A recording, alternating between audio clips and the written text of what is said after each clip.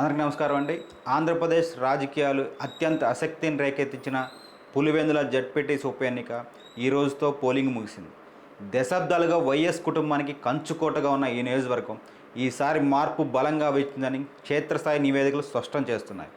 వైఎస్ఆర్సీపీ ఆధిపత్యానికి గండి కొడుతూ తెలుగుదేశం పార్టీ చరిత్రాత్మక విజయం దిశగా అడుగులు వేసినట్టు కనిపిస్తుంది. ఇంతకీ పోలింగ్ సార్లు ఏం చెబుతుంది? వైసీపీ కంచుకోట బద్దలైందా అనేది ఇప్పుడు మనం తెలుసుకుందాం. యాక్చువల్గా అసలు పులివెందులో గత వైభవం ఎలా ఉండేదంటే, పులివెందుల నియోజకవర్గం 1978 నుంచి వైఎస్ కుటుంబానికి రాజకీయ చిరునామాగా ఉంది. వైఎస్ రాజశేఖర రెడ్డి నుంచి వైఎస్ జగన్మోహన్ రెడ్డి వరకు ఎవరు పోటీ చేసినా అక్కడ ప్రజలు బ్రహ్మరథం పట్టారు. 2024లో అసెంబ్లీ పోటీల ఎన్నికల్లో వైఎస్ జగన్మోహన్ రెడ్డి గెలిచినప్పటికీ రాష్ట్రంలో అధికారం మారడం, ప్రజల్లో ఆలోచన ధోరణిలో మార్పు ఈ ఉప ఎన్నికపై తీవ్ర ప్రభావం చూపింది. ఒకప్పటి వైభవం ఇప్పుడు ఆవిరైపోతుందని ఈ ఎన్నిక ఒక నిలువులో నిలిచింది. రాష్ట్రంలో టీడీపీ అఖండ విజయం సాధించిన ఉత్సాహంలో తెలుగుదేశం పార్టీ ఈ ఉప ఎన్నికను ఒక సవాల్గా స్వీకరించింది. ఇది కేవలం జడ్పీటీసీ స్థానం కాదు, మాజీ ముఖ్యమంత్రి వైఎస్ జగన్మోహన్ రెడ్డి అహంకారాన్ని కొట్టే దెబ్బ అని భావించి ప్రకట్బందీ ప్రణాళికలతో ముందుకు సాగింది.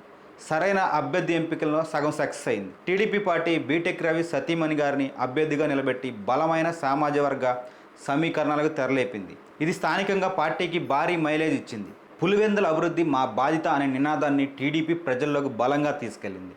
సంక్షేమ పథకాలు, అభివృద్ధి ఫలాలు అందాలంటే అధికార పార్టీకే ఓటు వేయాలనే వాదన ప్రజల్లో తీవ్రంగా ఆకర్షించింది.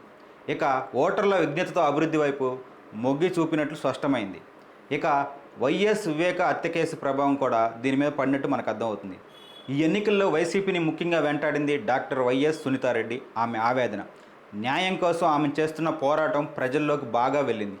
ముఖ్యంగా మహిళల్లో దీని గురించి తీవ్రంగా చర్చించనమైంది. ఇది వైసీపీకి నైతికంగా పెద్ద దెబ్బ కొట్టింది. నేతల మధ్య సమన్వయం కోరవటం వంటివి టీడీపీకి మరింత అనుకూలించాయి. వైసీపీ నేతలు ఓటమిని ముందే అంగీకరించినట్లు వారి ప్రవర్తన స్పష్టం చేసింది. తన కంచుకోటలో ఓటమిని జీర్ణించుకోలేని వైసీపీ చివరి నిమిషంలో ఆత్మరక్షణలో పడింది. సానుభూతి ఓట్ల కోసం ప్రయత్నాలు చేసినప్పటికీ ప్రజలు వాటిని విశ్వసించలేదు.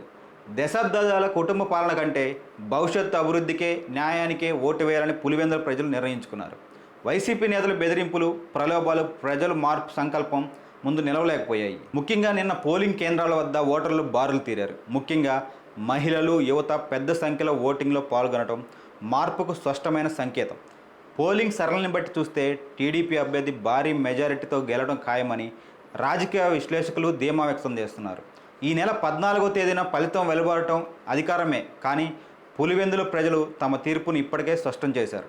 ఈ గెలుపు కేవలం ఒక జడ్పీటీసీ స్థానానికి పరిమితం కాదు, వైఎస్ జగన్మోహన్ రెడ్డి భవిష్యత్తుపై, వైసీపీ మనుగడపై తీవ్ర ప్రభావం చూపబోయే రాజకీయ భూకంపం లాంటిది. పులివెందుల చరిత్రలో ఒక నూతన అధ్యయనానికి ఈరోజు నాంది పలికింది. వైఎస్ కుటుంబం గుప్పెట్లో నలిగిపోతున్న పులివెందుల్లో ఇప్పుడు ప్రజాస్వామ్యం గెలిచింది.